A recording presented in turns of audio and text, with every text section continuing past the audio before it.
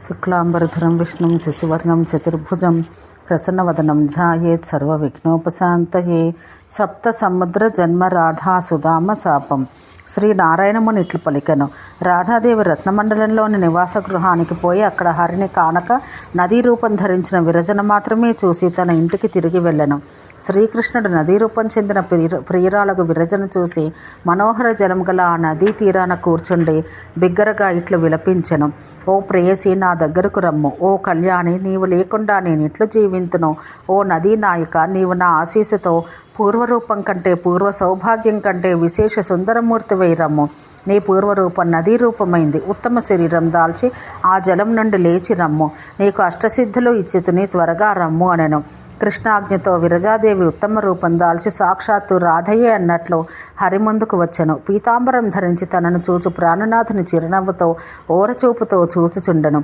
నిండైన నితంబ భారంతో పుష్టిగా ఉన్నతంగా ఉన్న స్తనమండలంతో గజేంద్రుని మందగమనంతో సుందరమైన సంపెంగ పువ్వు వన్నెతో పండిన దొండపండు వంటి కింది పెదవుతో పక్వమైన దానిమ్మ గింజల కాంతిగల పలువరుసతో శరత్పూర్ణిమ నాటి చంద్రుని వంటి ముఖంతో విచ్చిన కలువ పువ్వుల వంటి కన్నులతో కస్తూరి తిలకంపై సింధూరపు చుక్క బొట్టుతో మకర రేఖలు గల చెక్కిళ్ల కాంతితో అందమైన కొప్పుతో రత్నకుండలములతో రత్నహారముతో జాతిముత్యపు ముక్కు పోగుతో రత్న కంకణాలు దండకడియాలు సుందర శంఖములు గల హస్తాభరణాలతో ముత్యాల హారాలతో మువ్వల మొలనూలుతో రత్నాల అందలతో సుందరీమణులలో సుందరి అయి స్త్రీలలో మాన్యయై ధన్యయగు విరజ హరిని సమీపించను. ఆ సుందరిని చూసి జగత్పతి యగు కృష్ణుడు ప్రేమోద్రేకంతో వెంటనే ఆలింగమునర్చుకొని మరల ముద్దుడను. ఏకాంతమున ఆ ప్రేయసిని పొంది నానావిధ శృంగారాలు నడిచెను. విరజాదేవి అతని అమోఘ వీర్యం ధరించి సద్యో గర్భవతి అయి ధన్యురాలయ్యను. 100 దేవతా సంవత్సరాలు గర్భం ధరించి అందమైన 7 కొడుకుల్ని కనెను. ఆ కొడుకులతో ఆ సాధ్వి కృష్ణునకు ఇష్టురాలై సుఖంగా ఉండెను. ఒకసారి నిర్జనమైన బృందారణ్యమున ఆ సాధ్వి శృంగారాసక్తితో హరితో విహరించుచుండెను. ఇంతలో ఆమె చిన్న కొడుకు అన్నల చేత బాధించబడి భయంతో తల్లి వద్దకు వచ్చెను. వాని స్థితిని చూసి కృపానిధి అయిన కృష్ణుడు ఆమెను వదిలి రాధాగృహమునకేగెను. విరజ తన పుత్రుని ఒడిలో చేర్చుకుని వాడిని బుజ్జగించి ధైర్యం చెప్పి కృష్ణునికై చూడగా ఆమెకు కృష్ణుడు కనిపించక అసంతృప్తురాలై మిక్కిలి దుఃఖించెను.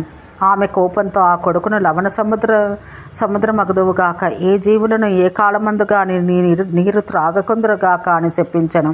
వారిని బాధించిన మిగిలిన బాలులను మూఢులై భూమిని చేరి జంబూ ద్వీపాన అందరొక చోట కాకుండా వేర్వేరుగా ఆయా ద్వీపములందు నిలుతురుగాక, ఆ ద్వీపములందున్న నదులతో ఏకాంతంగా క్రీడించి సుఖింతురుగాక అని చెప్పించెను. చిన్నవాడు తల్లి శాపాన్ని తోబుట్టువులకు చెప్పగా వారందరూ ఏడుస్తూ తల్లి వద్దకు వచ్చి శాప వివరణ విని భక్తితో సాష్టాంగంగా తల్లి పాదాలకు నమస్కరించి భూతలానికి వెళ్ళిరి. చిన్నవాడు తల్లి శాపాన లవణ సముద్రమయ్యను. వారు 7 ద్వీపాలను విభజించుకొని చిన్నవాడి నుండి అగ్రజుని వరకు ఒకరికంటే ఒకరు రెండింతలుగా ఆయా ద్వీపములందు సముద్రములైరి.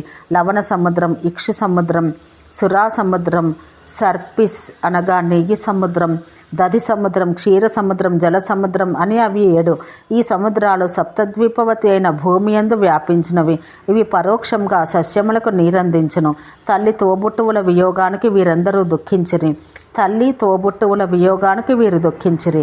సాధ్వియగు విరజాదేవియు పుత్రులకు కలిగిన దుర్దశకు మిక్కిలి దుఃఖించి భర్త యొక్క కొడుకుల యొక్క వియోగానికి దుఃఖించి మూర్ఛిల్లెను. రాధికాపతియగు శ్రీహరి విరజాదేవి శోకసాగరమగ్నమైనట్టు తెలుసుకొని చిరునవ్వు ముఖంతో ఆమె వద్దకు మరలి వచ్చెను. హరిని చూసి ఆమె శోక విషాదాలు త్యజించి ఆనంద సాగరమగ్నయ్యి కాంతిని ఆలింగనము నడుచుకొనెను. పుత్రుల్ని పరిత్యజించి ఉన్న ఆమెను కృష్ణుడు ప్రసన్న నేత్రాలతో చూసి ప్రీతితో వరమిచ్చెను. ప్రియా, నిత్యము నీ స్థానానికి తప్పకుండా వస్తాను. రాధవలిని నీవును ఆమె వంటి ప్రియురాల వగదవు. నా వరప్రసాదం వల్ల నీ పుత్రులను ఎల్లప్పుడూ చూడగలవు అని ఇట్లు పలుకుతూ విరజ ఇంట ఉన్న శ్రీకృష్ణుని చూసి రాధ చెలికత్తెలు ఆమెకు ఈ వార్త చెప్పిరి. ఓ నారద, చెలుల మాటలు విన్న రాధ కోపించి క్రోధమందిరమున పడుకునెను. ఇంతలో శ్రీకృష్ణుడు శ్రీరామునితో పాటు రాధ వద్దకు పోయి ఆమె ఇంటి ముందు నిలిచెను. తన ముందున్న హరిని చూసి ఆ రాసమండల నాయక కోపంతో ఇట్లు పలికెను.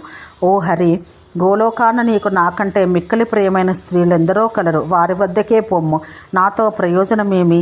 నీ ప్రియకాంత విరజ నా భయం వల్ల దేహం వదిలి నరీ రూపం దాల్చింది. అయినా ఆమె వద్దకు పొమ్ము. ఆ నదీ తీరాన ఇల్లు కట్టుకొని ఉండము పొమ్ము. ఆమె నది అయ్యను, నీవు నదమగుట యోగ్యంగా ఉండును. నదీ నదముల సంగమం ప్రశస్తంగా ఉంటుంది. శయన భోజనములందు స్వజాతి వలన కలుగు సుఖం మిక్కిలి తృప్తినిచ్చును. దేవతా శిరోమణికి నదితో క్రీడ. ఓహో, ఇది విని గొప్పవారు వెంటనే నవ్వుకుందురు. నిన్ను సర్వేశ్వరుడు అని చెప్పువారు వాస్తవానికి ఏమెరుగుదురు? సర్వభూతములకు అంతరాత్మకు భగవంతుడు నదీ సంభోగం కోరుచున్నాడు. రాధాదేవి ఇట్ల కోపంతో పలికి లక్షల గోపికలతో కూడి ఉండియో నేలపై పండుకొని లేవకుండెను.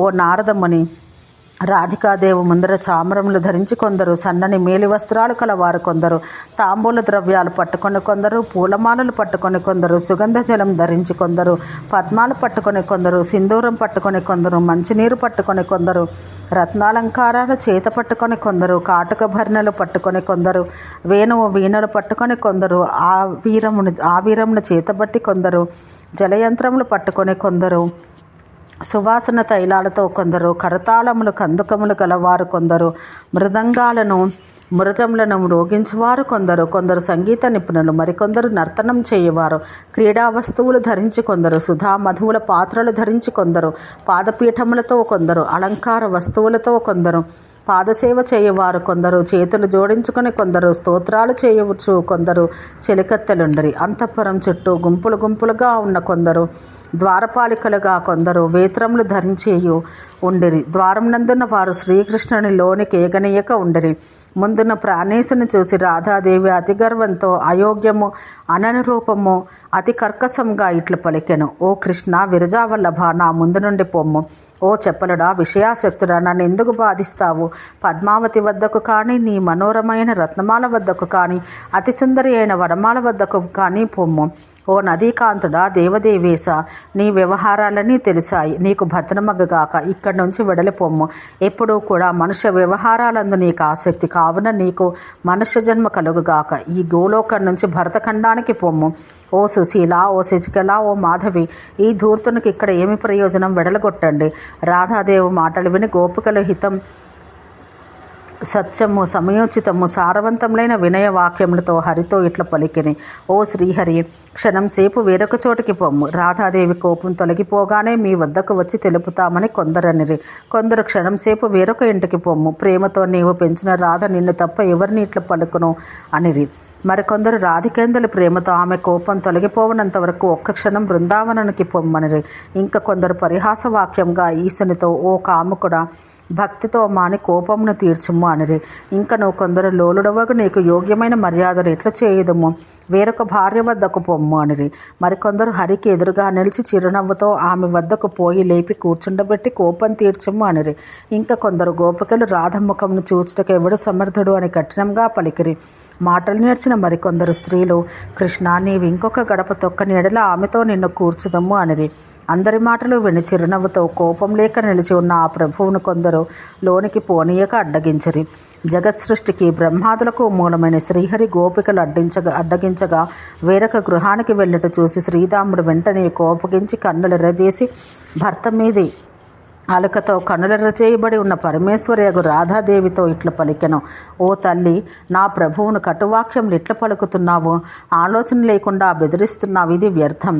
బ్రహ్మ, అనంతుడు, ఈశ్వరుడు మొదలగు దేవతలకు ప్రభువు, జగన్మూలానికి మూలమైన వాడు, సరస్వతి, లక్ష్మి, మాయా ప్రకృతులకు ఈశుడు, నిర్గుణుడు, స్వాత్మారాముడు, పూర్ణకాముడు అయిన స్వామిని నీవు నిందిస్తున్నావు. నీవు అతని సేవ మరియు పాదార్చనల వల్లనే అందరు దేవేర్లలో శ్రేష్ఠురాలవు, నాయకివి అయితివి కదా. ఓ కళ్యాణి, అది ఎరగకుంటివి. నేనేమి చెప్ప సమర్థుడను? శ్రీకృష్ణుడు తన భ్రూ విలాసం చేతనే నీ వంటి దేవర్లను కోటాను కోట్లు సృష్టించు శక్తి కలవాడు. నిర్గుణుడుగా అతన్ని గుర్తించనైతివి. శ్రీవైకుంఠమున శ్రీదేవి భక్తిపూర్వకంగా తన శిరోజములతో ఈ శ్రీహరి పాదపద్మాలను తుడుస్తూ మాటిమాటికి సేవలు చేయును. సరస్వతీదేవి కర్ణామృతమైన స్తోత్రాలతో ఇల్లప్పుడూ భక్తి గీతాలు పాడను. అట్టి ప్రభువుని నీవు ఎరగకుంటవి. జీవకోటికి బీజరూపమైన మాయా ప్రకృతి స్వామికి భయపడుచు ఎల్లప్పుడూ భక్తితో స్తుతించును. అట్టివాణ్ణి ఎరగనైతివి. ఆ మహాత్ముని ఎల్లప్పుడూ స్తుతిస్తున్న వేదాలను, అతని మహిమలోని 16వ భాగాన్ని కూడా సరిగా ఎరగవో అట్టి భావుని నీవెరగకుంటివి. వేదములకు జనకుడైన బ్రహ్మ తన 4 ముఖాలతో స్తుతిస్తూ స్వామి సేవ చేయునమ్మా. యోగిజనులకు గురువగు శంకరుడను శరీరం పులకరించగా ఆనంద బాష్పాలు రాలగా తన 5 ముఖాలతో స్తుతిస్తూ హరి చరణాంబుజములు సేవించును. ఆదిశేషుడు తన 1000 నోళ్లతో ఎల్లప్పుడూ స్తుతించుచు ఆ పరమాత్మ పాద పద్మాలను భక్తితో సేవించును. ధర్మపాలకుడు, జీవుల కర్మలకు సాక్షి, జగత్పాలకుడు అగు ధర్మదేవత కూడా భక్తి సంతసములతో అతని పాదపద్మాలు సేవించును. శ్వేతద్వీపాన్ని నివసిస్తూ జగములను పాలించు విష్ణువితుడే. అతడును అతని అంశలే వ్యక్తావ్యక్తములను ధరించును. దేవదానవులు, మునిగణములు, మానవులు, వారి సంతతియు, పండితులను అతని సేవలు చేసినప్పటికీ స్వప్నంలో కూడా అతని చరణాంబుజములను దర్శించలేరు. ఒక్క బొమ్మడి పాటుతోనే సృష్టి సంహారమును చేయగల శ్రీహరి పాదపద్మాలను భజింపుము, కోపం వదిలివేయుము. సృష్టికర్తయగు బ్రహ్మ జీవితకాలం 108 పరమాయు వర్షములో ఆ బ్రహ్మ యొక్క ఒక దినంలో 28 మంది ఇంద్రులు కూలిపోతారు. అట్టి సృష్టికర్త శ్రీహరి యొక్క కన్రెప్పపాటు కాలంలో ఆయువు ముగిసి రాలిపోవును. రాధాదేవి, నీవును ఇతర స్త్రీలందరూ సర్వము నా ప్రభువు ఆధీనంలోని వారే. ఓ నారద, శ్రీరాముని తీవ్రమైన నిష్ఠూర వాక్యాలు విని శ్రీహరి ప్రాణేశ్వరియో రాసమండలి నాయక యోగ రాధ బయటకు వచ్చి తలముడి విడిపోగా పెదవులు వణకగా కన్నులెర్రజేసి నిష్ఠూరంతో అతనితో ఇట్లు పలికెను. ఓరి నీచుడా, తెలివిమాలినవాడా, లాలసుని బానిస, అన్ని విషయాలు నీవెరుగుదువు. నేను నీ ప్రభువు తత్వం ఎరగనా? అధముడా, శ్రీకృష్ణుడు నీకు ప్రభువు, మాకు కాదు. వెళ్ళుము. తండ్రిని పొగడుచు సదా తల్లిని నిందిస్తున్నావు. ఇప్పుడు నువ్వు దేవతలను రాక్షసులు నిందించినట్టు నన్ను నిందిస్తున్నావు. అందుకు నీవు రాక్షసుడు కమ్ము. గోలోకం నుంచి బయటకు వెళ్ళి రాక్షస జన్మ పొందము. నా చేత శపించబడ్డ నిన్నెవరు రక్షించును? రాధాదేవి ఇట్లు పలికి మూర్ఛిల్లెను. ఆమె చెలికెత్తలు రత్నాల పిడులు గల వింజామరులు విసిరి ఆమెకు సేవలు చేసిరి. రాధాదేవి వచనాలు విని శ్రీరాముడు పెదవులు వనకగా కోపంతో మనుష్య జన్మమెత్తమని శపించెను. శ్రీరాముడు ఇట్లు పలికెను. సామాన్య మనుష్య స్త్రీకి వలె నీకు కోపమున్నది కనుక నీవు భూమి మీద మనుష్య స్త్రీ వగదవు. పరశక్తి యొక్క కలంకపు నీడయో లేక అంశయో నీకు క్రోధావేశం కలిగించింది. భూమండలాన బృందావనంలో శ్రీహరి అంశతో రాపానుడు అను వైశ్యుడు ఉండను. అవివేకులు నిన్ను ఆ రాపానుని భార్యవని చెప్పుకుంటారు. మహాయోగికు శ్రీహరిని శాపం వల్ల గోకులాన జన్మించును. నీవు అతన్ని పొంది బృందావనాన విహరిస్తావు. నీవు 100 సంవత్సరాలు శ్రీహరి వియోగాన్ని అనుభవించి మరలా అతన్ని పొంది గోలోకానికి వస్తావు. ఇట్లు పలికి ఆమెకు నమస్కరించి శ్రీహరి వద్దకు పోయి క్రమంగా శాపవృత్తాంతమంతా చెప్పి నమస్కరించి మిక్కిలి ఏడ్చెను. ఏడుస్తున్న శ్రీరామునితో శ్రీహరి ఇట్లు పలికెను. భూలోకానికి పొమ్ము. ముల్లోకములందు ఓటమి లేని రాక్షసేంద్రుడు వగదువు. అంత్యకాలాన 50 యుగాల తరువాత శంకరుని శూల ప్రహారంతో శరీరం విడిచి నా ఆశీసుల బలం వలన తిరిగి నా సన్నిధికి చేరుతావు. శ్రీకృష్ణుని మాటలు విని శ్రీరాముడు దుఃఖంతో నన్ను నీ భక్తిరహితునుగా ఎన్నడూ చేయవు కదా అని స్వామికి నమస్కరించి తన ఆశ్రమం వదిలి వెళ్ళెను. రాధాదేవియో కొడుక ఎక్కడికి పోవచ్చుంటేవని మిక్కలి ఏడుస్తూ వెనుక వెళ్ళెను. ప్రేమ విహ్వలుడు అగు శ్రీరాముడును ఆమెకు మొక్కి దుఃఖించెను. అతడే తులసీ భర్తయగు శంఖచూడుడుగా జన్మించెను. శ్రీరాముడు వెళ్ళిపోగా రాధాదేవి హరిసన్నిధి చేరి సంకటను పూర్తిగా నివేదించెను. శోకంతో బాధపడు ప్రియురాల్ని శ్రీహరి ఓదార్చి జ్ఞానబోధ గావించెను. శంఖచూడుడు శాపాంతాన మరల స్వామి సన్నిధి పొందెను. వరాహ కల్పాన శ్రీహరితో పాటు రాధాదేవి ధరణికి వచ్చి గోకులాన వృషభానుని ఇంట జన్మనెత్తెను. ఓ నారద, అందరూ కోరినట్టు మంగళకరమైన శ్రీకృష్ణ కథాసారం మొత్తం నీకిట్లు చెప్పి తిని ఇంకను ఏమి వినగోరుచున్నావో తెలుపుమనెను. ఓం శాంతి శాంతి శాంతి.